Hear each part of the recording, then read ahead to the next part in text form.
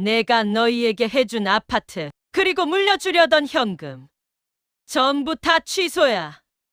난 내 갈 길 갈 테니 너희 인생은 너희들이 알아서 살아. 단 한 번의 여행이 모든 걸 바꿨다. 명절 저녁의 모욕. 정미연은 주방에서 나무를 묻히고 있었어요. 새벽부터 장을 보고 오전 내내 음식을 준비했죠. 시금치나물, 도라지, 고사리까지 정성스럽게 손질했습니다. 명절이면 늘 해오던 일이었어요. 아들 준혁이가 좋아하는 반찬들이었죠. 어머니 수고하셨어요. 준혁이 부엌 문을 열며 말했습니다. 정미연은 미소를 지으며 고개를 끄덕였어요. 맛있게 먹어라. 거실에서는 며느리 수진이 소파에 앉아 휴대폰만 들여다보고 있었습니다. 정미연이 식탁에 반찬을 올리는데도 눈길 한 번 주지 않았어요.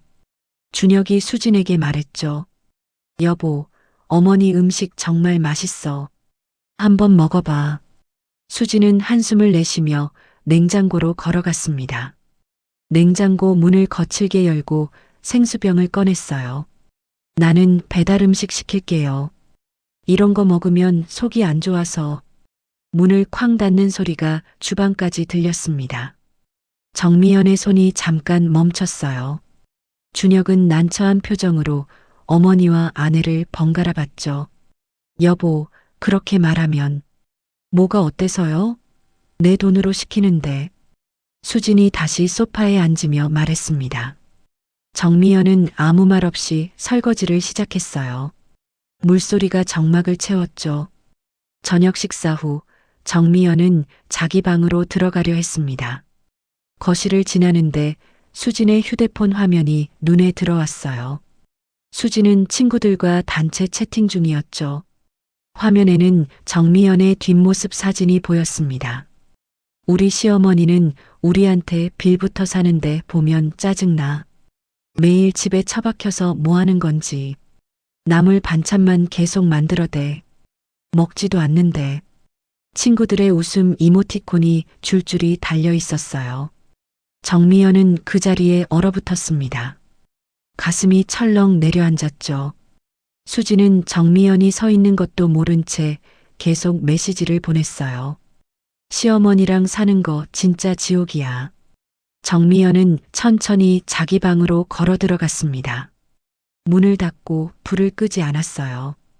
침대 끝에 앉아 천장을 바라봤죠. 숨을 크게 들이쉬었다가 내쉬었습니다. 한참을 그렇게 앉아 있었어요. 벽 너머로 수진의 웃음소리가 들려왔습니다. 전화 통화를 하는 모양이었죠. 맞아, 진짜 답답해 죽겠어. 빨리 독립하고 싶은데 준혁이가 자꾸. 정미연은 서랍을 열었습니다. 오래된 가계부가 제일 위에 있었어요. 페이지를 넘기며 적혀 있는 숫자들을 하나씩 확인했죠. 아들의 대학 등록금, 결혼자금, 신혼집 구입비, 모두 자신이 모아둔 돈으로 지원한 금액들이었습니다. 손가락으로 숫자를 천천히 따라갔어요. 눈물이 흐르지는 않았습니다. 다만 입술을 꽉 깨물고 있었죠. 내가 뭘 잘못한 걸까? 작은 목소리로 혼잣말을 했습니다. 대답은 없었어요. 정미연은 가계부를 덮고 서랍을 닫았습니다. 불을 끄고 누웠죠. 어둠 속에서 눈을 감았지만 잠은 오지 않았어요. 새벽 3시가 넘어서야 겨우 눈을 붙였습니다. 여행을 떠나는 아들 부부. 일주일 후 준혁이 거실에서 캐리어를 끌고 나왔습니다. 어머니, 저희 제주도 다녀올게요. 정미연은 부엌에서 나와 고개를 끄덕였어요. 그래, 잘 다녀오너라. 수지는 현관에서 구두를 신고 있었죠. 거울을 보며 립스틱을 다시 바르고 있었습니다. 어머니, 뽀삐 좀 봐주세요. 준혁이 조심스럽게 말했어요. 뽀삐는 그들이 키우는 흰색 말티즈였습니다. 그럼 맡겨라. 걱정 말고. 정미연이 대답했죠. 뽀삐는 소파 아래 숨어서 꼬리를 흔들고 있었어요. 사료는 냉장고 옆에 있고요. 하루 2번만 주시면 돼요. 수진이 가방을 들며 빠르게 말했습니다. 정미연을 쳐다보지도 않았어요. 산책은 하루 한 번만 시켜주세요. 너무 멀리 가지 마시고요. 말투가 명령조였죠. 정미연은 아무 말 없이 듣고 있었습니다. 그리고 우리 집에 있는 거 함부로 만지지 마세요. 수진이 덧붙였어요. 준혁이 당황한 표정으로 아내를 봤습니다. 여보, 그건 좀. 뭐가 어때서요? 미리 말해두는 게 좋잖아요. 수진이 현관문을 열었습니다. 어머니, 그럼 다녀오겠습니다. 준혁이 미안한 듯 고개를 숙였어요. 정미연은 손을 흔들며 배웅했습니다. 조심해서 다녀와라. 문이 닫혔어요. 현관이 갑자기 조용해졌습니다. 정미연은 한동안 그 자리에 서 있었죠. 뽀삐가 소파 아래에서 기어나와 정미연의 발치에 앉았어요. 이제 우리 둘이구나. 정미연이 뽀삐를 안아 올렸습니다. 따뜻한 털이 손에 느껴졌어요.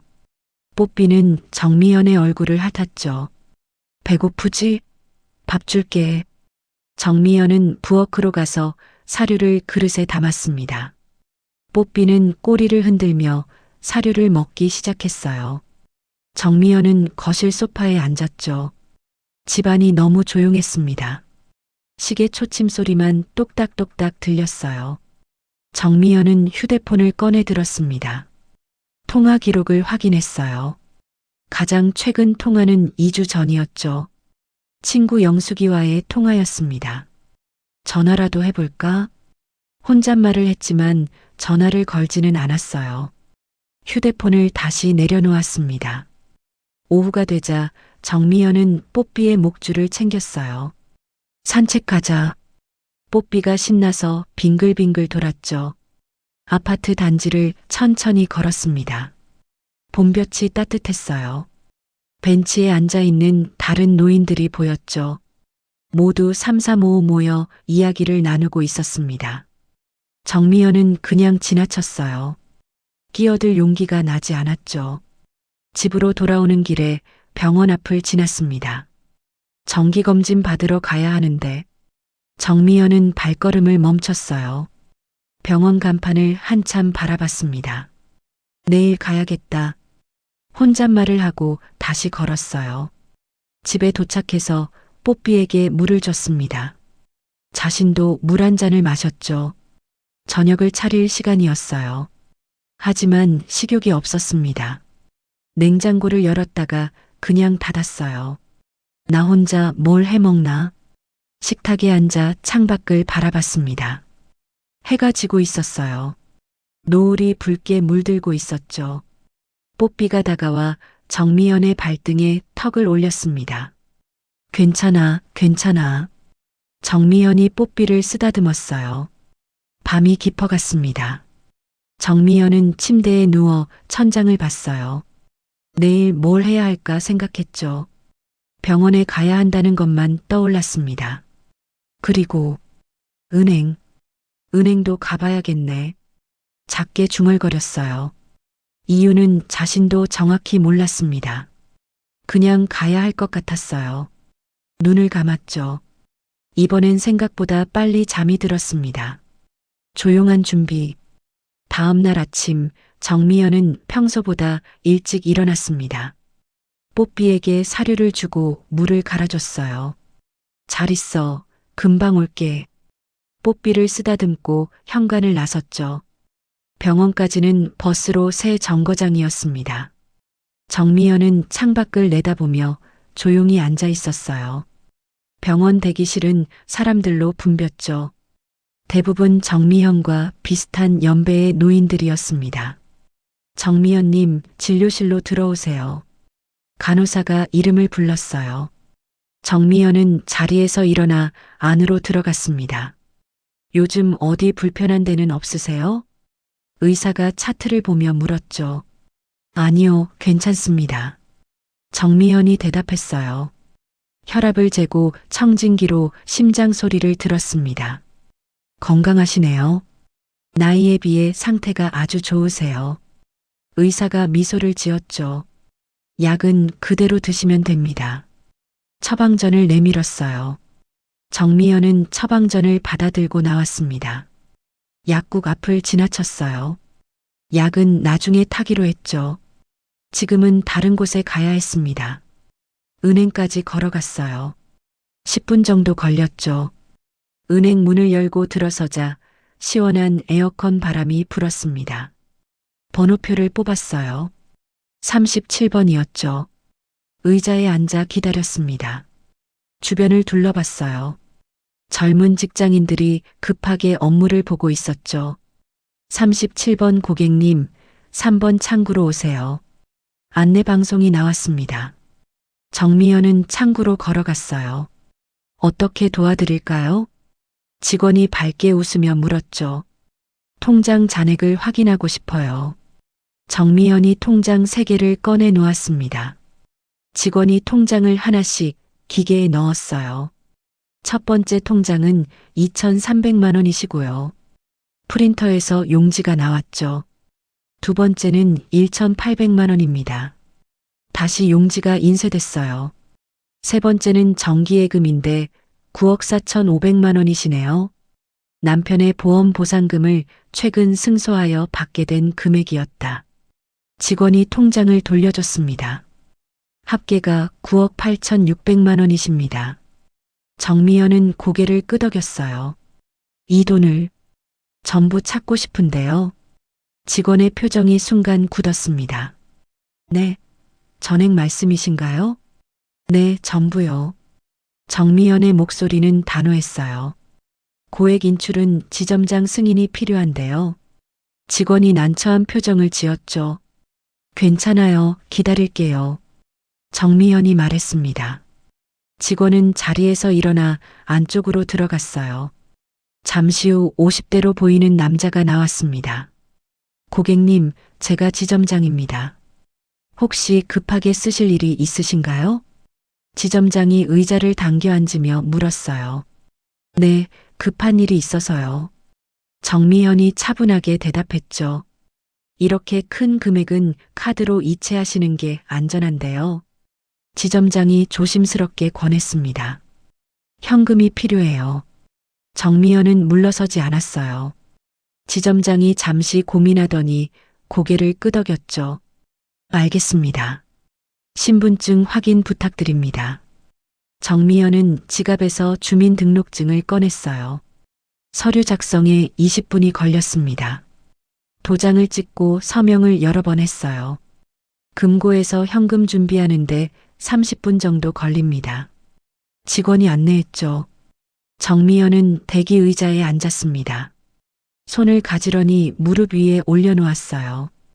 떨리지 않았습니다. 마음이 이상하게 평온했죠. 30분이 지나고 직원이 정미연을 불렀어요. 여기 확인해 주세요. 두툼한 봉투 여러 개가 놓여 있었습니다. 정미연은 봉투를 가방에 넣었어요. 조심히 가세요. 직원이 걱정스러운 얼굴로 말했죠. 정미연은 은행을 나왔습니다. 길을 걷는데 가방이 무겁게 느껴졌어요. 하지만 발걸음은 가벼웠습니다. 부동산 중개소 앞을 지나가다 멈춰 섰어요. 유리창에 붙은 매물 정보들을 봤죠. 시니어 공유주택 입주자 모집. 큰 글씨로 쓰인 전단지가 눈에 들어왔습니다. 정미연은 중개소 문을 열고 들어갔어요. 어서 오세요. 중년 여자가 반갑게 맞이했죠. 저기, 시니어 카운티요. 정미연이 모니터를 가리켰습니다. 아, 그거요? 아주 좋은 곳이에요. 여자가 의자를 권하며 설명을 시작했어요. 정미연은 1시간 넘게 이야기를 들었습니다. 팸플릿을 여러 장 받았어요. 한번 둘러보시겠어요? 제가 안내해 드릴게요. 여자가 제안했죠. 그럴게요. 정미연이 고개를 끄덕였습니다. 희생했던 시간들. 집으로 돌아온 정미연은 뽀삐를 맞이했어요. 잘 있었니? 뽀삐가 꼬리를 흔들며 뛰어왔죠. 정미연은 가방을 방에 두고 거실로 나왔습니다. 벽에 걸린 가족 사진이 눈에 들어왔어요. 준혁이 대학 졸업식 사진이었죠. 학사모를 쓴 아들이 환하게 웃고 있었습니다. 정미연은 사진 앞에 서서 한참을 바라봤어요. 그때가 언제였더라? 혼잣말을 하며 소파에 앉았습니다. 20해 전 일이 떠올랐어요. 남편 병수가 교통사고로 세상을 떠난 게 준혁이 중학교 2학년 때였죠. 장례식장에서 정미연은 눈물 한 방울 흘리지 않았습니다. 울 시간이 없었어요.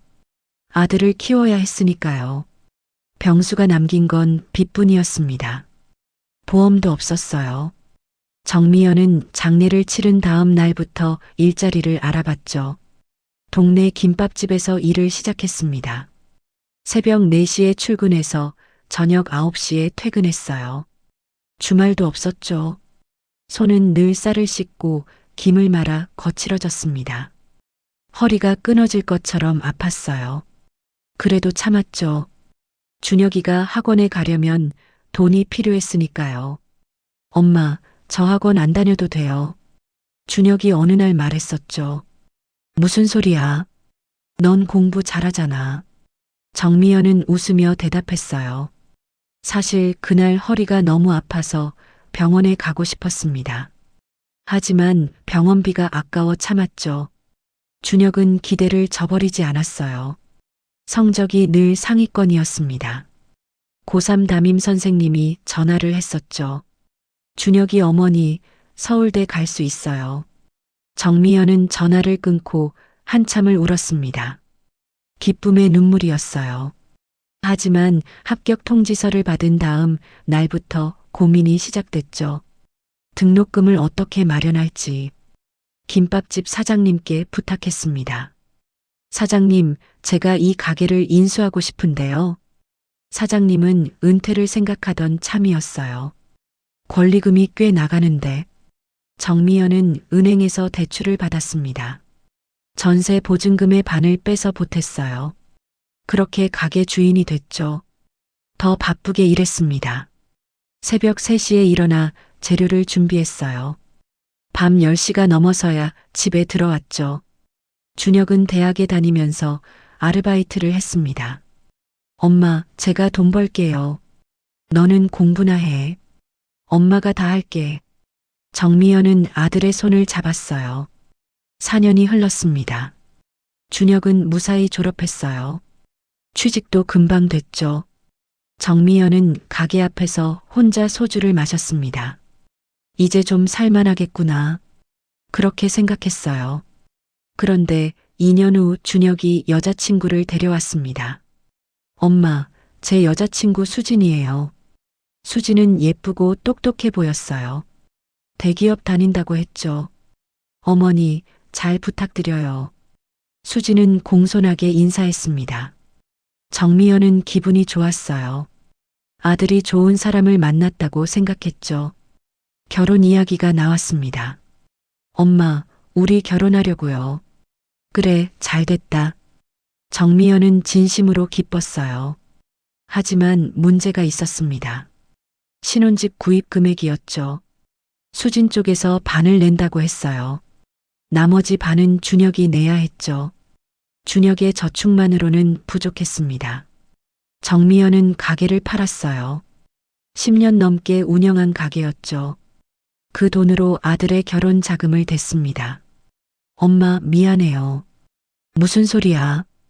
당연한 거지. 정미연은 웃으며 말했어요. 하지만 가게를 정리하는 날 혼자 눈물을 흘렸죠. 마지막으로 김밥을 말았습니다. 10년 동안 함께한 주방 기구들을 하나씩 닦았어요. 손때 묻은 칼, 도마, 냄비 모두 팔아야 했죠. 결혼식 날 정미연은 단정하게 한복을 입었습니다. 혼자였어요. 친척도 별로 없었죠. 수진 쪽 하객들이 훨씬 많았습니다. 화려한 사람들이 많이 왔어요. 정미연은 구석자리에 앉아 있었습니다. 신랑 어머님이세요? 혼자 사시나 봐요. 누군가 수군거리는 소리가 들렸죠. 정미연은 고개를 들지 않았어요. 그냥 웃고 있었습니다. 아들이 행복해 보였으니까요. 신혼집에 준혁과 수진이 입주하던 날이었습니다.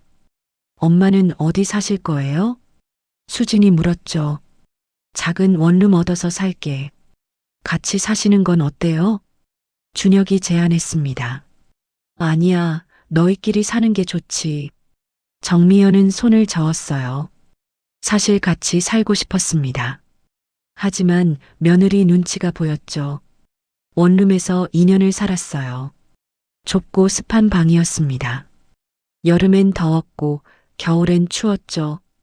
그러던 어느 날 준혁이 전화를 했습니다. 엄마, 수진이 임신했어요. 정말? 축하한다. 정미연은 기뻤어요. 손주를 본다는 게 믿기지 않았죠. 엄마 같이 살아요. 수진이 산후조리 도와주세요. 이번엔 수진이 먼저 요청했습니다. 정미연은 망설이지 않았어요.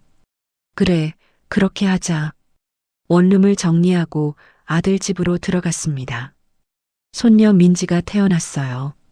정미연은 밤낮 없이 아기를 돌봤죠. 수지는 출산 휴가가 끝나자마자 복직했습니다. 어머니, 민지 좀 부탁해요. 매일 아침 출근하며 말했어요.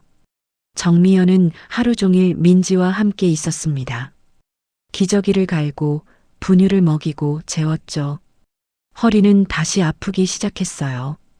밤에 민지가 울면 정미연이 일어났습니다. 수지는 일찍 자야 한다며 방문을 닫았어요. 3년이 흘렀습니다. 민지는 어린이집에 가기 시작했어요. 정미연은 여전히 민지를 등하원시켰죠. 그런데 어느 날부터 수진의 태도가 달라졌습니다. 말투가 차가워졌어요.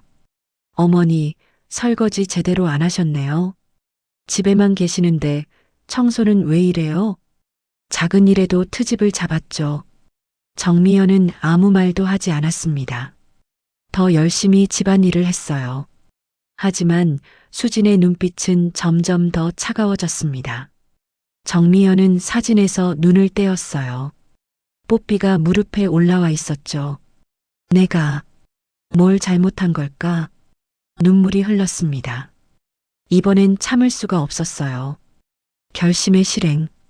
다음 날 아침 정미연은 옷장을 열었습니다. 제일 안쪽에 걸려있던 검은색 정장을 꺼냈어요. 남편 병수의 장례식 때 입었던 옷이었죠. 다림질을 해서 개켜두었던 것이었습니다. 거울 앞에 서서 정장을 입었어요. 생각보다 잘 맞았죠. 머리를 단정하게 빗어 넘겼습니다. 립스틱을 바르고 가방을 챙겼어요. 가방 안에는 어제 은행에서 찾은 돈이 들어 있었습니다. 뽀삐야, 잘 있어. 뽀삐를 쓰다듬고 현관을 나섰죠. 지하철을 타고 시청 앞에서 내렸습니다. 법무사 사무실은 역에서 5분 거리였어요. 어제 전화로 예약을 해두었죠. 정미연님 맞으시죠? 30대 여자 법무사가 반갑게 맞이했습니다. 네, 맞아요. 정미연이 의자에 앉았어요. 상담 내용이 유언장 작성이시라고요? 법무사가 노트북을 열며 물었죠. 네, 그리고 재산 정리도요. 정미연의 목소리는 또렷했습니다. 가족관계부터 여쭤볼게요. 법무사가 펜을 들었어요. 아들이 하나 있어요. 며느리와 손녀도 있고요. 남편분은요? 20년 전에 돌아가셨어요. 법무사가 고개를 끄덕이며 기록했습니다. 재산은 어떻게 되시나요? 현금 9억 8,600만 원이 있어요. 정미연이 가방에서 통장 사본을 꺼냈죠. 아파트 지분도 있으신가요? 아들 명의로 되어 있는 아파트에 제 지분이 45% 있어요. 법무사가 놀란 표정을 지었어요. 그럼 꽤 큰 금액이시겠네요. 시세가 18억 정도 되니까 8억 천 정도 되겠죠. 정미연이 담담하게 말했습니다. 이 재산을 어떻게 하고 싶으신가요? 법무사가 조심스럽게 물었어요.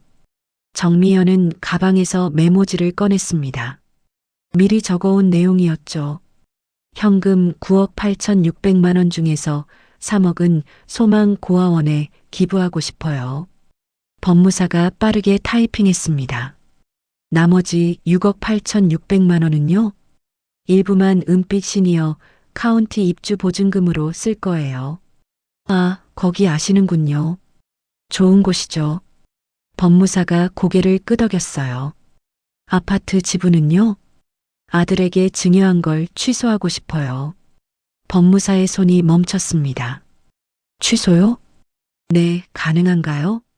정미현이 법무사를 똑바로 바라봤어요. 법적으로는 가능합니다. 하지만 법무사가 말을 잠시 멈췄죠. 가족관계가 나빠질 수 있는데 괜찮으세요? 괜찮아요. 이미 나쁘니까요. 정미연의 목소리에는 흔들림이 없었습니다. 법무사가 잠시 정미연을 바라봤어요. 알겠습니다. 진행하겠습니다. 서류 작성에 2시간이 걸렸습니다. 유언장에 서명을 하고 도장을 찍었어요. 증여 취소 신청서도 작성했죠. 이 서류는 법원에 제출하면 2주 안에 처리돼요. 법무사가 설명했습니다. 아드님께 통보가 가실 거예요. 상관없어요. 정미현이 고개를 끄덕였죠. 공증은 바로 옆 건물에서 받으시면 돼요. 법무사가 길을 안내해 줬습니다. 정미현은 공증 사무실로 갔어요. 공증인 앞에서 다시 한번 서명을 했죠. 이제 법적 효력이 발생합니다. 공증인이 서류에 직인을 찍었어요. 정미현은 서류를 받아 가방에 넣었습니다. 밖으로 나오니 해가 중천에 떠 있었어요. 배가 고팠죠? 근처 식당에 들어가 비빔밥을 시켰습니다. 혼자 밥을 먹는 게 익숙해졌어요. 식사를 마치고 은빛 시니어 카운티로 향했습니다. 어제 부동산 중개인에게 연락을 해두었죠. 어머님 오셨어요? 중개인이 입구에서 기다리고 있었어요. 네, 구경 좀 하려고요. 정미현이 미소를 지었습니다. 건물은 2층짜리였어요. 깨끗하고 세련되게 지어져 있었죠. 1층은 커뮤니티 공간이에요. 중개인이 안내를 시작했습니다. 넓은 거실에 소파와 TV가 있었어요. 식당은 뷔페식으로 준비되어 있었어요. 여기서 다 같이 식사도 하시고 차도 마셔요. 테이블 주변에 몇몇 노인들이 앉아 이야기를 나누고 있었습니다. 모두 웃으며 편안해 보였어요. 2층은 개인 공간이에요. 중개인이 문을 열었어요. 20평 정도 되는 원룸이었습니다. 창문이 커서 햇빛이 잘 들어왔어요. 화장실과 간이 부엌도 있었죠. 큰 욕조도 마음에 들었습니다. 침대, 옷장, 책상이 놓여 있었습니다. 정미연은 창가로 걸어갔어요. 밖으로 작은 정원이 보였죠. 노인 몇 명이 채소를 가꾸고 있었습니다. 여기 괜찮네요. 정미연이 중개인을 돌아봤어요. 결정하신 거예요? 네, 여기로 할게요. 중개인이 환하게 웃었습니다. 좋은 선택하셨어요. 1층 사무실로 내려갔어요. 계약서를 작성했죠. 보증금이 1억 원이고 월 관리비가 200만 원이에요. 정미연은 가방에서 현금 봉투를 꺼냈습니다. 여기 1억 원 있어요. 중개인이 놀라 눈을 크게 떴어요. 현금으로 가져오셨어요? 네, 미리 준비했어요. 정미연이 웃으며 말했죠. 돈을 확인하고 영수증을 받았습니다. 입주는 언제 하시겠어요? 3일 후에 할게요. 알겠습니다. 준비해 놓을게요. 정미연은 계약서를 가방에 넣었어요. 집으로 돌아오는 길에 이삿짐 센터에 들렀습니다. 3일 후에 이사 좀 부탁해요. 어디서 어디로 가시는데요? 주소를 알려주고 예약을 했어요. 짐이 많지 않을 거예요. 그럼 작은 차량으로 가능하겠네요. 정미연은 고개를 끄덕이고 밖으로 나왔습니다. 해가 저물고 있었어요. 집에 도착하니 뽀삐가 반겨줬죠. 배고팠지? 사료를 주고 물을 갈아줬습니다. 정미연은 자기 방으로 들어갔어요. 옷장을 열고 짐을 정리하기 시작했죠. 필요한 옷만 골랐습니다. 많지 않았어요. 책 몇 권과 사진 앨범도 챙겼죠. 박스 2개면 충분했습니다. 이게 다네. 혼잣말을 하며 박스를 테이프로 붙였어요. 거실로 나와 소파에 앉았습니다. 뽀삐가 다가와 무릎에 올라왔어요. 너는 주인 만나야지. 뽀삐를 쓰다듬으며 말했죠. 준혁과 수지는 모레 돌아온다고 했습니다. 그때까지 뽀삐를 잘 돌봐야 했어요. 정미연은 휴대폰을 꺼냈습니다. 연락처에서 소망 고아원을 찾았어요. 어제 저녁에 저장해둔 번호였죠. 전화를 걸었습니다. 여보세요, 소망 고아원입니다. 밝은 여자 목소리가 들렸어요. 안녕하세요. 기부를 하고 싶어서 전화했어요. 아, 감사합니다. 성함이 어떻게 되세요? 정미현이에요. 상담원과 10분 정도 이야기를 나눴습니다. 기부 방법을 안내받았어요. 내일 오전에 직접 방문하겠습니다. 네, 기다리고 있을게요. 전화를 끊고 한숨을 내쉬었어요. 마음이 한결 가벼워졌습니다. 오랜만에 제대로 숨을 쉬는 기분이었죠.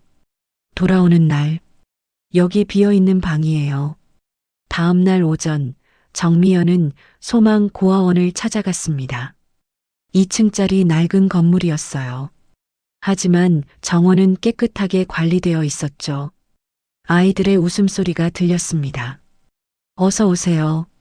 원장 선생님이 현관에서 맞아줬어요. 50대 중반쯤 되어 보이는 여자였죠. 안녕하세요. 정미연입니다. 전화 주신 분이시죠? 들어오세요. 원장실로 안내받았습니다. 벽에는 아이들이 그린 그림들이 붙어 있었어요. 여기는 지금 22명의 아이들이 살고 있어요. 원장이 차를 따라주며 말했죠. 나이는 4살부터 16살까지예요. 정미연은 고개를 끄덕이며 들었습니다. 정부 지원금으로 운영하는데 항상 부족해요. 원장의 목소리에 걱정이 묻어났어요. 정미연은 가방에서 봉투를 꺼냈습니다. 여기 3천만 원 있어요. 원장이 깜짝 놀라 손을 내저었죠. 이렇게 큰 돈을 받아주세요. 제가 쓰고 싶어서 드리는 거예요. 정미연이 봉투를 원장 손에 쥐어줬습니다. 원장의 눈에 눈물이 고였어요. 정말 감사합니다. 아이들 잘 키워주세요. 정미연이 웃으며 일어섰어요. 구경 좀 하고 가도 될까요? 당연하죠. 원장이 정미연의 손을 잡고 복도로 나갔습니다. 교실에서 아이들이 공부를 하고 있었어요. 선생님이 칠판에 글씨를 쓰고 있었죠. 안녕하세요. 아이들이 일제히 인사를 했습니다. 정미연은 손을 흔들어 줬어요. 다들 착하구나. 한 아이가 다가와 정미연의 손을 잡았어요. 할머니, 우리 그림 봐주세요. 그래, 보자. 벽에 붙은 그림들을 하나씩 봤죠. 알록달록한 색깔로 가족을 그린 그림이 많았습니다. 이건 제가 그린 거예요. 6살쯤 되어 보이는 여자아이가 자랑스럽게 말했어요. 예쁘다. 그림 정말 잘 그렸네. 정미연이 아이의 머리를 쓰다듬었습니다. 아이가 환하게 웃었죠. 고아원을 나서는 정미연의 발걸음은 가벼웠어요. 마음 한구석이 따뜻해졌습니다. 이 돈이 여기 쓰이는 게 맞아. 그렇게 생각했죠.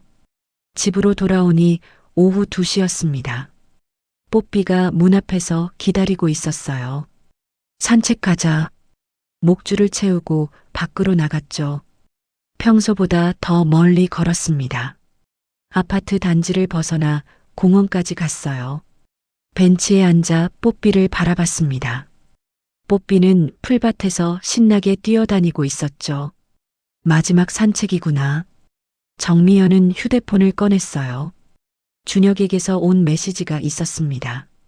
엄마, 내일 저녁 7시쯤 도착해요. 정미연은 답장을 보냈죠. 알았다. 조심해서 와라. 메시지를 보내고 휴대폰을 내려놓았습니다. 내일이면 모든 게 끝나는 거예요. 아니, 새로 시작되는 거겠죠. 집으로 돌아와 저녁 준비를 했습니다. 간단하게 김치찌개를 끓였어요. 혼자 먹는 저녁이었죠. 텔레비전을 켜고 뉴스를 봤습니다. 별 생각이 들지 않았어요. 그냥 화면만 바라보고 있었죠. 밤 10시가 되자 잠자리에 들었습니다. 이상하게 잠이 잘 왔어요. 평온한 밤이었죠. 다음 날 아침 일찍 일어났습니다.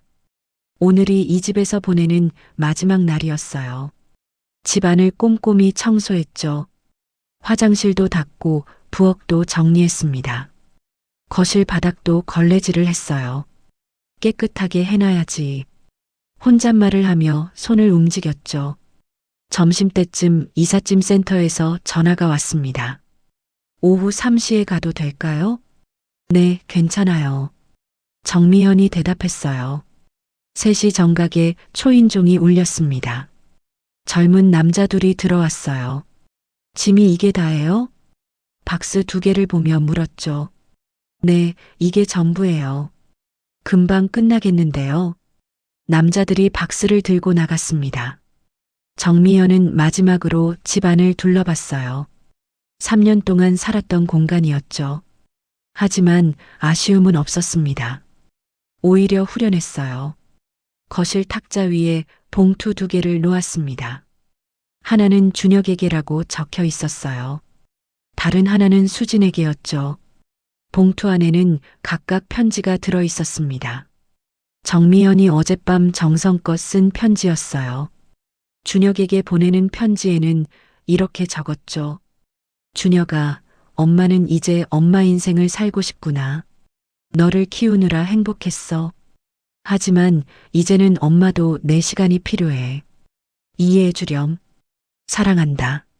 수진에게 보내는 편지는 더 짧았습니다. 며느리에게 그동안 수고했어요. 이제는 당신들끼리 사세요. 행복하길 바랍니다. 봉투 옆에는 집 열쇠도 놓아두었어요. 그리고 각종 서류 사본들도 함께 있었죠. 지분 증여 취소 확인서, 유언장 사본, 시니어 주택 계약서, 모든 것이 명확하게 정리되어 있었습니다. 뽀삐를 안아 올렸어요. 너는 이제 주인 만나는 거야. 뽀삐에게 사료를 가득 채워줬습니다. 물도 신선한 걸로 갈아줬죠. 잘 있어, 뽀삐야. 머리를 쓰다듬어 줬어요. 뽀삐는 꼬리를 흔들며 정미연을 올려다봤습니다. 정미연은 가방을 들고 현관으로 갔어요. 문고리를 잡았죠. 한 번 더 뒤를 돌아봤습니다. 안녕. 작게 인사를 하고 문을 열었어요. 복도로 나와 문을 닫았습니다. 엘리베이터를 타고 1층으로 내려갔죠. 아파트 입구를 나서는데 저녁 해가 지고 있었습니다. 이삿짐 차가 주차장에 대기하고 있었어요. 할머니, 타세요. 기사가 문을 열어줬습니다. 정미연은 차에 올라탔어요. 창밖으로 아파트가 보였죠. 5층 창문에 불이 켜져 있었습니다. 자신이 살던 집이었어요. 차가 출발했습니다. 정미연은 창밖을 보며 작게 미소를 지었어요. 이제 시작이야. 시니어 공유주택까지는 30분이 걸렸습니다. 도착하니 중개인이 기다리고 있었어요. 어서 오세요. 방 준비 다 됐어요. 짐을 옮기고 방 열쇠를 받았죠. 2층 끝방이었습니다. 창문을 열자 정원이 내려다 보였어요. 노을이 정원을 물들이고 있었죠. 여기가 내 집이구나. 정미연은 침대에 앉아 한숨을 내쉬었습니다. 긴장이 풀렸어요. 몸이 나른해졌죠. 그때 시계를 봤습니다. 저녁 6시 반이었어요. 준혁과 수지는 지금쯤 공항에 도착했을 거예요. 1시간 후면 집에 도착하겠죠. 그리고 탁자 위에 봉투들을 발견할 겁니다. 정미연은 휴대폰을 꺼냈어요. 전원을 껐습니다. 오늘은 전화 받고 싶지 않아. 휴대폰을 서랍에 넣었죠. 창밖을 바라봤습니다. 별이 하나둘 떠오르고 있었어요. 정미연은 처음으로 평화로움을 느꼈습니다. 반전의 순간, 그 시각 준혁과 수지는 택시를 타고 집으로 향하고 있었습니다. 아, 피곤해 죽겠어. 수진이 하품을 하며 말했어요. 그래도 여행 재미있었잖아. 준혁이 웃으며 대답했죠. 다음엔 해외로 가야겠어요. 수진이 휴대폰을 보며 말했습니다. 택시가 아파트 단지에 도착했어요.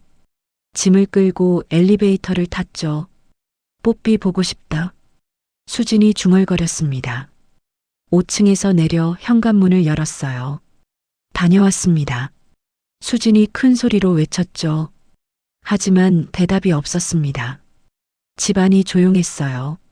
어머니, 준혁이 안으로 들어가며 불렀습니다. 여전히 대답이 없었죠. 뽀삐가 거실에서 짖으며 달려왔어요. 뽀삐, 보고 싶었어. 수진이 뽀삐를 안아 올렸습니다. 준혁은 어머니 방으로 걸어갔어요. 문을 노크했죠. 어머니 계세요? 아무 소리도 들리지 않았습니다. 조심스럽게 문을 열었어요. 방 안이 텅 비어 있었죠. 옷장도 열려 있었고 옷걸이만 덩그러니 걸려 있었습니다. 어머니, 준혁의 목소리가 떨렸어요. 수진이 뒤따라 들어왔습니다. 왜 그래요?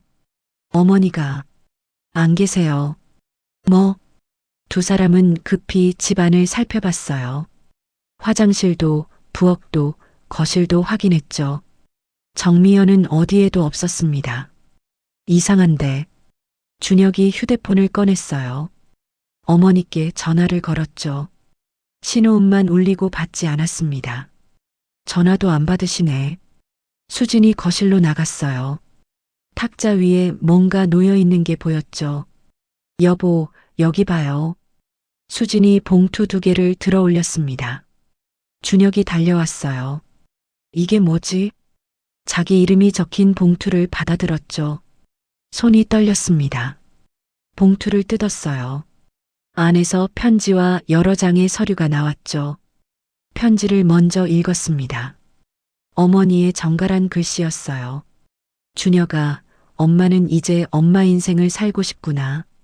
준혁의 얼굴이 창백해졌어요. 어머니가 집을 나가셨어. 뭐라고요? 수진이 자기 봉투를 급히 뜯었습니다. 짧은 편지를 읽고 인상을 찌푸렸죠. 무슨 소리예요? 갑자기 왜? 준혁은 서류들을 하나씩 꺼내봤어요. 첫 번째 서류는 은행 잔액 증명서였습니다. 잔액 영원. 이게 무슨? 두 번째는 소망 고아원 기부 영수증이었어요. 기부 금액 3천만 원. 준혁의 입이 벌어졌죠. 세 번째는 시니어 공유주택 계약서였습니다. 보증금 5천만 원. 3천만 원은 고아원에 기부하고 5천만 원은. 준혁이 중얼거렸어요. 수진이 서류를 낚아챘습니다. 뭐라고요? 8천만 원을 다 써버렸다고요? 얼굴이 빨갛게 달아올랐죠. 미쳤어? 우리한테 한마디 상의도 없이?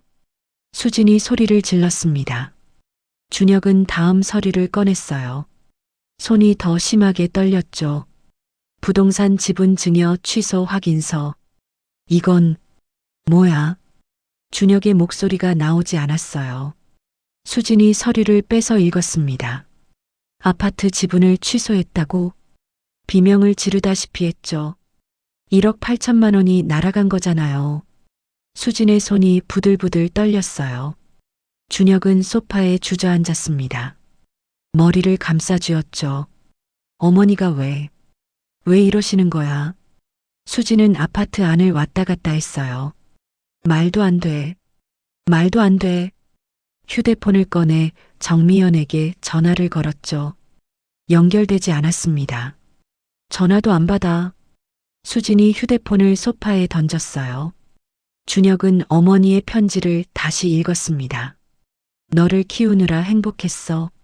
하지만 이제는 엄마도 내 시간이 필요해. 눈물이 흘러내렸어요. 내가 뭘 잘못한 거지.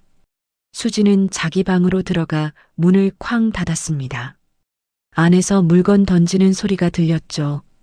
준혁은 탁자 위에 마지막 서류를 집어들었어요. 유언장 사본이었습니다. 본인 정미연은 본인 사후 모든 재산을 소망고아원에 기부함. 어머니, 준혁이 고개를 떨구었어요. 어깨가 들썩였죠. 거실 시계가 8시를 알렸습니다. 집안은 적막했어요. 뽀삐만 준혁의 발치에 앉아 낑낑거렸죠. 수진이 방에서 나왔습니다. 눈이 충혈되어 있었어요. 당장 어머니 찾아야 해요. 어디 계신지 모르잖아. 준혁이 힘없이 대답했죠. 여기 봐요. 시니어 공유주택 주소 나와 있잖아요. 수진이 계약서를 흔들었습니다. 지금 가요. 당장. 준혁은 고개를 저었어요. 오늘은 안 될 것 같아. 왜요? 어머니가 전화도 안 받으시잖아. 만나고 싶지 않으신 거야. 준혁의 목소리에 힘이 없었죠. 수지는 입술을 깨물었어요. 내일 아침 일어나자마자 가요. 알았어. 준혁이 소파에 그대로 앉아 있었습니다. 수지는 다시 방으로 들어갔어요. 문을 닫는 소리가 들렸죠. 준혁은 어머니의 편지를 계속 들여다봤습니다. 글자가 흐려져 보였어요. 눈물 때문이었죠. 미안해요, 어머니. 작은 목소리로 중얼거렸습니다. 하지만 대답은 없었어요. 시계 초침 소리만 똑딱똑딱 울렸습니다. 준혁은 어머니 방으로 걸어갔어요. 텅 빈 방을 바라봤죠. 옷장 문이 열려 있었습니다. 옷걸이들만 덩그러니 남아 있었어요. 정말 가신 거구나. 무릎을 꿇고 주저앉았습니다. 바닥에 손을 짚었어요. 어머니, 목이 메었죠. 수지는 방 안에서 침대에 누워 있었습니다. 천장만 바라보고 있었어요. 10억이 넘는 돈이 날아갔어. 이를 악물었죠. 아파트 지분의 8천만 원까지. 주먹을 불끈 쥐었습니다. 하지만 어쩔 수 없었어요. 이미 법적으로 처리된 일이었으니까요. 시어머니가 이렇게 나올 줄은. 수지는 눈을 감았습니다. 잠은 오지 않았어요. 밤이 깊어갔습니다. 준혁은 어머니 방 바닥에 그대로 앉아 있었어요. 창밖으로 달이 떠올랐죠. 차가운 달빛이 방 안을 비쳤습니다. 준혁은 눈물을 닦지 않았어요. 그냥 흐르는 대로 두었죠. 내가 어머니를 몰랐구나. 혼잣말을 했습니다. 뽀삐가 방 안으로 들어와 준혁 옆에 앉았어요. 준혁은 뽀삐를 안아 올렸죠. 너라도 있어줘서 고맙다. 뽀삐가 준혁의 손을 핥았습니다. 시계가 자정을 알렸어요. 새로운 날이 시작되고 있었죠. 하지만 이 집에서는 시간이 멈춘 것 같았습니다. 새로운 시작. 3주가 흘렀습니다. 정미연은 은빛 시니어 공유주택에서의 생활에 적응하고 있었어요. 아침 7시에 일어나 창문을 열었죠. 신선한 공기가 방 안으로 들어왔습니다. 정원에서는 벌써 몇몇 어르신들이 텃밭을 가꾸고 있었어요. 미연 씨, 같이 해요. 아래에서 김순자 할머니가 손을 흔들었죠. 네, 금방 내려갈게요. 정미연이 창문 밖으로 대답했습니다. 세수를 하고 편한 옷으로 갈아입었어요. 거울을 보니 얼굴이 밝아 보였죠. 기분이 좋네.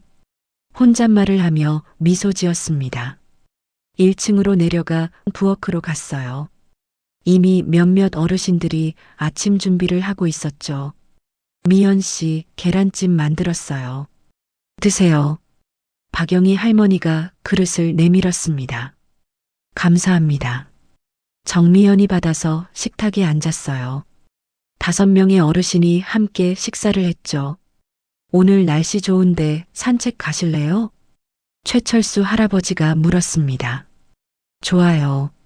몇 시에 갈까요? 10시쯤 어때요? 모두 고개를 끄덕였어요. 식사를 마치고 정미연은 정원으로 나갔습니다. 김순자 할머니가 상추를 심고 있었어요. 여기 앉아서 같이 해요. 정미연은 무릎을 꿇고 흙을 만졌죠. 오랜만에 만지는 흙이었습니다. 촉촉하고 부드러웠어요. 상추 모종을 이렇게 심으면 돼요. 김순자 할머니가 시범을 보였죠. 정미연도 따라서 모종을 심었습니다. 잘하시네요. 예전에 시골에서 살았거든요. 두 사람은 1시간 동안 조용히 흙을 만졌어요. 말은 많지 않았죠. 하지만 편안했습니다. 10시가 되자 어르신 6명이 모였어요. 함께 근처 공원으로 산책을 갔죠. 벚꽃이 활짝 피어 있었습니다. 예쁘네요. 정미연이 꽃을 올려다보며 말했어요. 사진 찍어드릴까요? 최철수 할아버지가 제안했죠. 괜찮아요. 그냥 눈에 담을게요. 정미연이 웃으며 손을 저었습니다. 벤치에 앉아 한참을 쉬었어요. 다른 어르신들과 이런저런 이야기를 나눴죠. 미연 씨는 자식 있어요? 김순자 할머니가 물었습니다. 정미연은 잠시 침묵했어요. 아들이 하나 있어요. 연락은 해요? 아직은 안 하고 있어요. 김순자 할머니가 정미연의 손을 잡아줬죠. 시간이 필요하신가 봐요. 네, 그런 것 같아요. 더 이상 묻지 않았습니다. 모두 알고 있었어요. 여기 사는 어르신들은 각자의 사연이 있다는 걸. 점심을 먹고 정미연은 방으로 돌아왔습니다. 책상 서랍을 열었어요. 휴대폰이 그대로 들어 있었죠. 3주 동안 한 번도 켜지 않았습니다. 이제 켜봐야 하나? 망설이다가 전원 버튼을 눌렀어요. 화면이 켜지고 알림이 쏟아졌습니다. 부재중 전화 87통, 문자 메시지 42개. 대부분 준혁에게서 온 거였어요. 엄마, 전화 좀 받아주세요.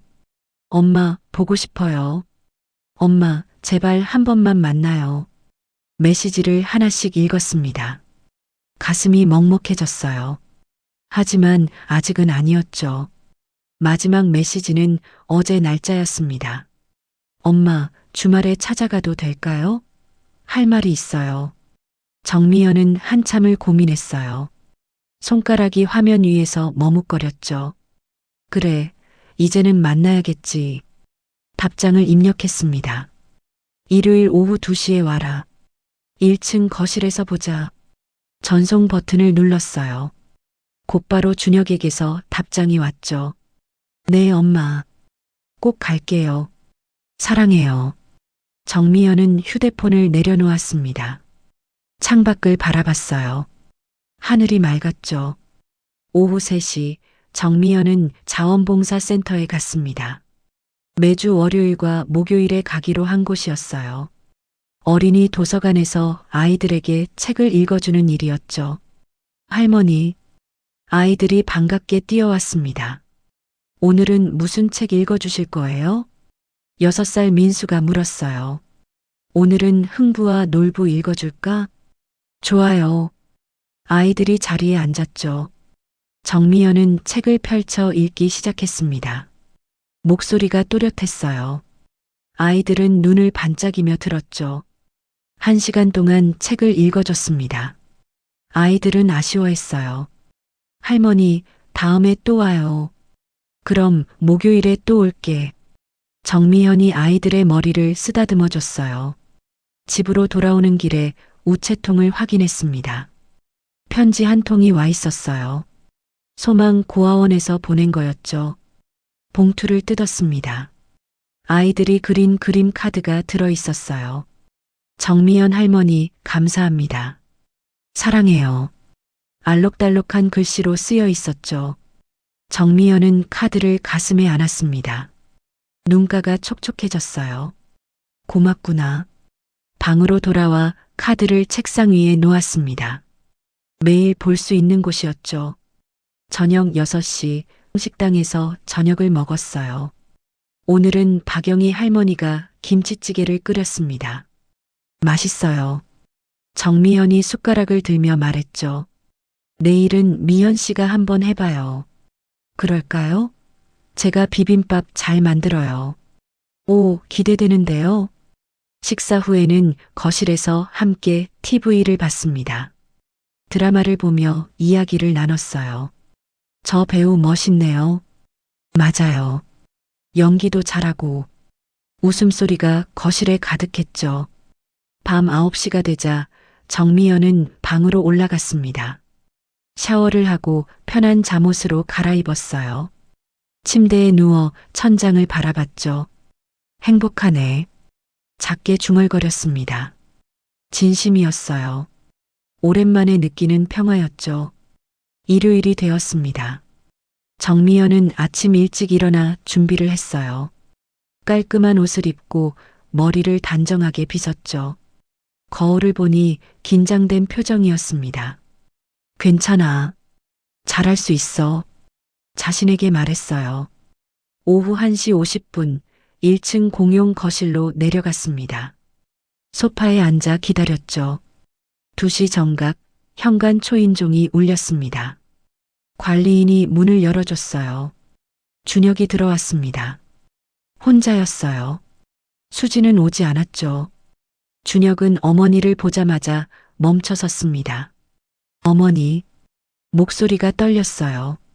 정미연은 자리에서 일어났습니다. 앉아라.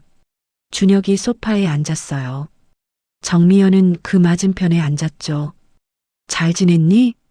아니요. 잘 못 지냈어요. 준혁의 눈이 붉어졌습니다. 어머니, 정말 죄송해요. 눈물이 뚝뚝 떨어졌죠. 제가 어머니를 힘들게 했어요. 정미연은 아무 말 없이 준혁을 바라봤어요. 수진이가 어머니한테 그렇게 대한 걸 저는 몰랐어요. 아니, 알면서도 모른 척 했어요. 준혁이 얼굴을 손으로 가렸습니다. 제가 비겁했어요. 어머니, 정미연은 조용히 말했어요. 알고 있었어. 네, 내가 알고 있었다는 거. 엄마가 다 알아. 준혁이 고개를 들었죠. 하지만 엄마는 내가 행복하길 바랐어. 그래서 참았던 거야. 어머니, 근데 이제는 안 되겠더라. 엄마도 내 인생을 살고 싶었어. 정미연의 목소리는 단호했습니다. 준혁은 고개를 숙였어요. 이해해요. 어머니 결정. 존중할게요. 수진이는 아직 화가 많이 나 있어요. 준혁이 솔직하게 말했죠. 하지만 제가 설득할게요. 시간이 걸리더라도요. 정미연은 작게 미소를 지었어요. 그래, 천천히 해.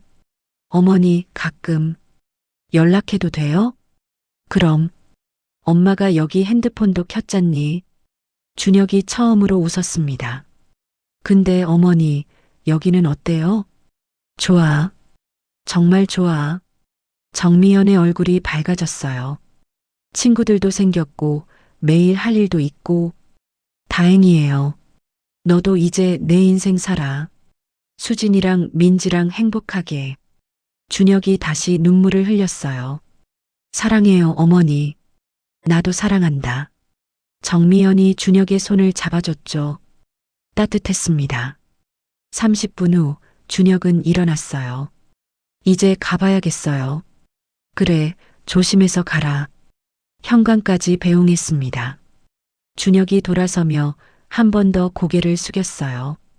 다음 주에 또 와도 돼요? 미리 연락하고 와. 네. 준혁이 밖으로 나갔죠. 정미연은 문이 닫힐 때까지 지켜봤습니다. 그리고 천천히 계단을 올라갔어요. 2층 복도 창문으로 아래를 내려다봤죠. 준혁이 걸어가는 모습이 보였습니다. 한번 뒤돌아보더니 손을 흔들었어요. 정미연도 손을 흔들어줬습니다. 준혁이 시야에서 사라졌어요.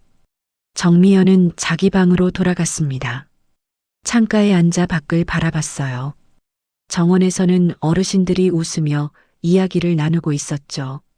아이들의 웃음소리가 멀리서 들려왔습니다. 새들이 지저귀고 있었어요. 정미연은 깊은 숨을 들이마셨습니다. 이제 시작이야.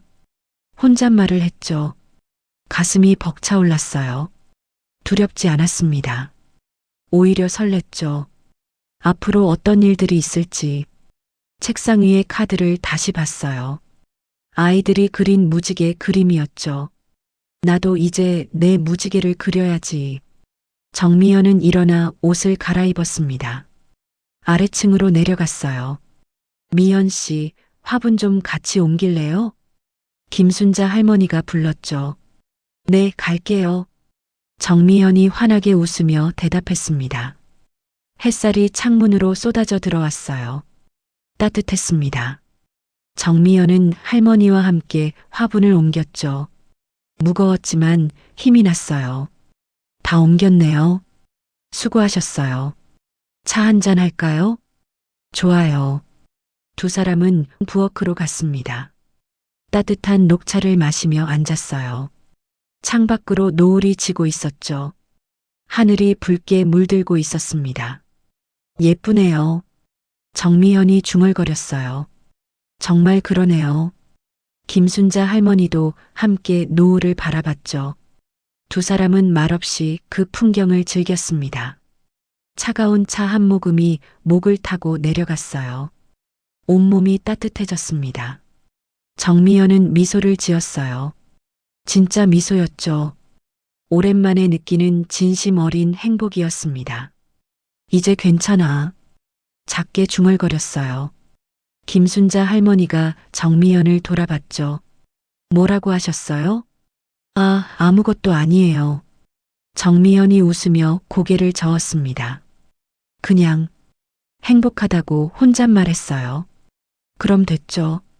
그게 제일 중요한 거니까. 김순자 할머니가 정미연의 손을 잡아줬어요. 두 사람은 다시 노을을 바라봤습니다. 해가 완전히 지고 있었어요. 어둠이 찾아오고 있었죠. 하지만 두렵지 않았습니다. 내일이면 또 해가 뜰 테니까요. 그리고 정미연에게는 이제 매일이 새로운 시작이었으니까요.